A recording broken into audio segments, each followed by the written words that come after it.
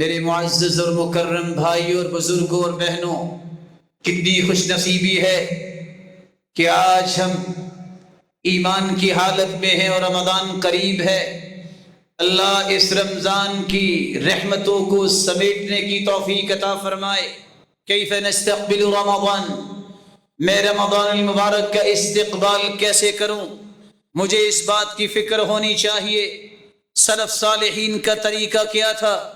سب سے پہلے اپنی نیتوں کو خالص کر لیجئے تاکہ اس مہینے کی برکات کو دامن میں جمع کرنا چاہتے ہو، اخلاص کے بغیر ممکن نہیں۔ حذیفہ نے کہا تھا، یا موسیٰ ثلاث خصال ان کن فیک، اگر 3 باتیں تجھے نصیب ہو جائیں، لم ينزل من السماء خیر الا كان لك فيه نصیب، آسمان سے جتنی بھی خیر و برکت نازل ہوگی تجھے ضرور حصہ ملے گا، لیکن کب؟ جب 3 کام تم کر لو گے۔ سب سے پہلا کام، یکون عملک للہ، اللہ کی رضا کے لیے کام کیا کرو۔ روزہ اور تراویح اللہ کے لیے، دکھانے کے لیے نہیں، شہرت اور واہ واہ کے لیے نہیں، اس رب کی رضا کے لیے جس نے جنت انعام رکھا ہے۔ دوسرا کام، وَتُحِبُّ لِلنَّاسِ مَا تُحِبُّ لِنَفْسِكَ، جو اپنے لیے پسند کرتے ہو مسلمان بھائی کے لیے بھی پسند کیا کرو۔ آسمان سے جو بھی برکت اترے گی تجھے حصہ ضرور ملے گا۔ وَهَذِهِ الْكِسْرَةُ تَرْفَعُهَا مَا قَدَرْتَ، تیری جیب میں جو کچھ ہے تم بھی اللہ کے ہو، اور یہ جیب میں جو کچھ ہے یہ بھی اللہ کا دیا ہوا ہے، جو اللہ نے عطا کیا ہے۔ اس میں سے لوگوں کو محروم نہ کرنا، کھانے کا ایک ٹکڑا ہی کیوں نہ ہو، نہ جانے ایک شخص نے صبح سے یہ ٹکڑا بھی نہ کھایا ہو، صدقہ کیا کرو۔ اخلاص، صدقہ جو اپنے لیے پسند کرتے ہو اپنے بھائیوں کے لیے پسند کیا کرو۔ تم چاہتے ہو تمہیں عزت ملے، مسلمانوں کو عزت دیا کرو۔ تم چاہتے ہو تمہارا احترام ہو، تم بڑوں کو احترام دیا کرو۔ تم چاہتے ہو مجھ پہ کوئی شفقت کرے، چھوٹوں پہ شفقت کیا کرو۔ تم چاہتے ہو میرے ساتھ خیر اور بھلائی کے معاملے ہوں، تم خیر اور بھلائی لوگوں کے ساتھ کیا کرو۔ آسمان سے جتنی برکت اترے گی اللہ تجھے اس میں حصے دار بنا دیں گے۔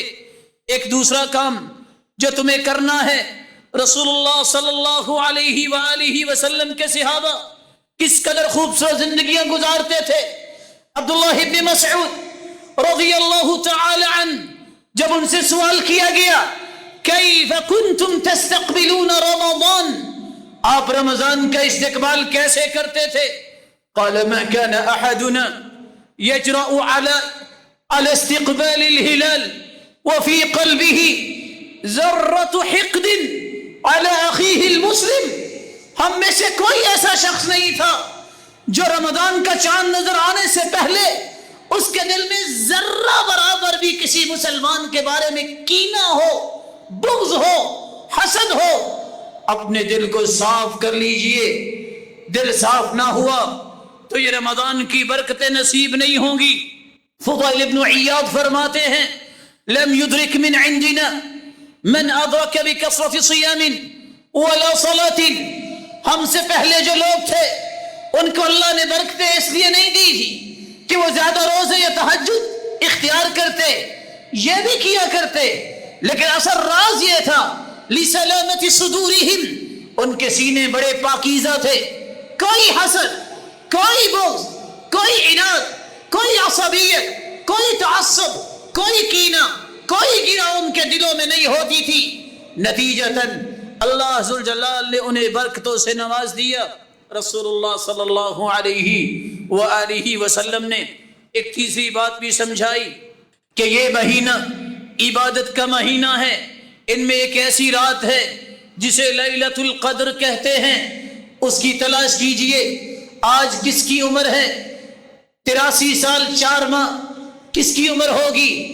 ایک رات جو گنتی کے 5 سے 6 گھنٹے ہے جو عبادت میں گزارتا ہے، اللہ ذوالجلال اتنے سالوں سے جو عبادت میں مشغول ہو جتنا اس کو اجر ملے گا اللہ اس سے زیادہ اس انسان کو اجر دیتے ہیں جو لیلۃ القدر کی تلاش کرتا ہے۔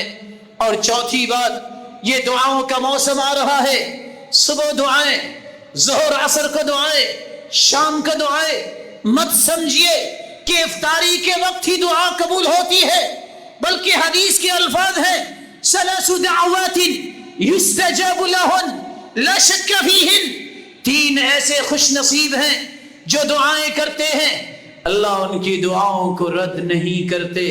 دعوت الصائم، روزے دار کی دعا، تم سحری جب کرتے ہو اذان شروع ہو جاتی ہے، روزہ شروع ہو گیا، اس وقت سے لے کر جب تک افطار نہیں کر لیتے جو بھی دعا کرو گے تمہارا رب تمہیں محروم نہیں کرے گا۔ الدعاء، اپنے لیے دعا کیجئے، اپنی اولاد کی نیکی کی دعا کیجئے، والدین کے لیے، بہن بھائیوں کے لیے، رشتہ داروں کے لیے، اپنے تعلق والوں کے لیے، اپنے شہر اور قصبے کے لوگوں کے لیے کہ اللہ ذوالجلال سب کو خوبصورت ایمان دے، نیکی کرنے کی توفیق دے اور جنت الفردوس کا حقدار بنائے۔ رسول اللہ صلی اللہ علیہ وسلم نے ایک پانچویں کام کی بھی تلقین بھی کی، کر کے بھی دکھایا، صدقہ کرنا، جس کی ابھی آپ بات سن رہے تھے، کثرت سے صدقہ کرنا، اس کی پلاننگ کر لیجئے۔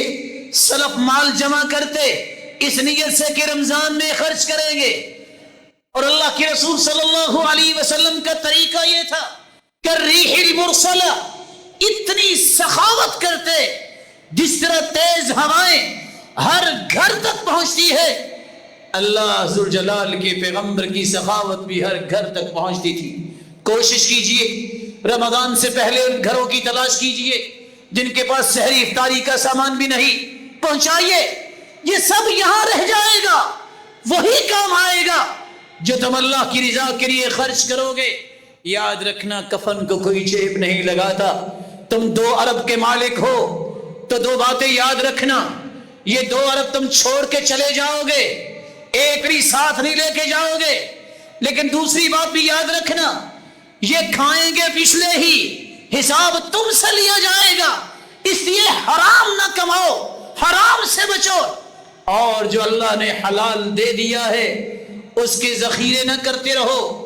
انفق ما فی الجیب یأتیک ما فی الغیب، جو تمہاری جیب میں ہے وہ اللہ کی رضا کے لیے تم خرچ کرو، اللہ ان خزانوں کے منہ تمہاری طرف کھول دیں گے جو غیب کے خزانے ہیں۔ انفق یا ابن آدم انفق علیک، اے آدم کے بیٹے تم میری رضا کے لیے خرچ کرو، میں تجھ پہ خرچ کروں گا۔ انسان جتنا بھی خرچ کر لے رب تعالیٰ کا مقابلہ تو نہیں کر سکتا۔ اور آخری بات، یہ زندگی کے ایام جو آنے والے ہیں، اللہ کے رسول کے فرمان کی روشنی میں اللہ کے رسول کا فرمان ہے ہر آنے والا دن پہلے سے برا ہوگا۔ اپنے آپ کو مضبوط کیجئے ایمان پر، قرآن پر، عبادت پر، خیر خواہی پر، عدل و انصاف پر۔ یہ وہ مواصفات ہیں جس کو نصیب ہو جائیں اللہ ذوالجلال اس کو اجر کتنا دیتے ہیں۔ صبر کرنا سیکھیے، برداشت کرنا سیکھیے، مت دیکھیے گرمی ہے، شاید زندگی کا یہ آخری رمضان ہو، بچوں کو بھی اس بات کی توجہ دلائیے۔ کس طرح صحابہ بچوں کو بھی روزہ رکھواتے اور فرماتے ہیں کہ کننا نصنع لہم اللعب من العہن، ہم روئی کے کھلونے بنا کے انہیں دیتے کہ ذرا توجہ میں رہیں اور شام تک یہ گزارا کر لے۔ بچوں کو بھی اس بات کی توجہ دلائیے، یہ اولاد امانت ہے، ان کا خیال کرو۔ رسول اکرم صلی اللہ علیہ وسلم نے فرمایا ان من ورائکم زمان صبر، ایک وقت آنے والا ہے جہاں تمہیں صبر کرنا پڑے گا، فتنے اتنے ہوں گے، تانے، مشکلات، مسائل، دکھ، بیماریاں، وبائیں، طرح طرح کی مشکلات، لیکن دین کو نہ چھوڑنا۔ موت آئے تو دین پر۔ اللہ کے پیارے پیغمبر کیا ملے گا؟ فرمایا للمتمسک بھی اجر 50 شہیدا، اگر تم ایسے معاشرے میں جہاں فتنے ہوں گے، جہاں مصائب ہوں گے، دین پہ ڈٹ جاؤ گے، میں نماز نہیں چھوڑوں گا، توحید پہ آنچ نہیں آنے دوں گا، میں اللہ کے رسول کی رسالت پہ آنچ نہیں آنے دوں گا۔ اگر انہیز اور ایتھکس کو مضبوطی سے تھام لو گے 50 شہیدوں کے برابر اجر دیے جاؤ گے۔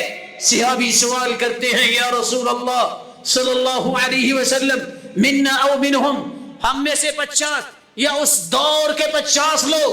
آپ نے فرمایا اجر 50 شہیدا منکم، میرے صحابہ تم میں سے اگر 50 شہید ہو جائیں، جتنا ان 50 کو اجر ملے گا، اس فتنے کے دور میں دین پہ ڈٹ جانے والا اس کو بھی اس کے برابر اجر ملے گا۔ بلکہ یمن سے ایک عورت آئی، کہتی ہے بیمار ہوں، بیماری پہ صبر نہیں آ رہا۔ آپ نے فرمایا اصبری فلا حساب علیکی، اللہ کی بندی ایک کام تم کر لو، ایک خوشخبری میں سنا دیتا ہوں، صبر تم کر لو، میں خوشخبری سناتا ہوں، اللہ ذوالجلال تجھے بغیر حساب کے جنت میں داخل فرمائیں گے۔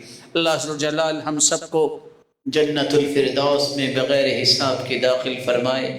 جس طرح یہ اے اللہ تیرے گھر میں ہیں، ان کو اپنی جنت کے بھی مہمان بنا اور اپنے دیدار کا مستحق بنا۔ وآخر دعوانا ان الحمد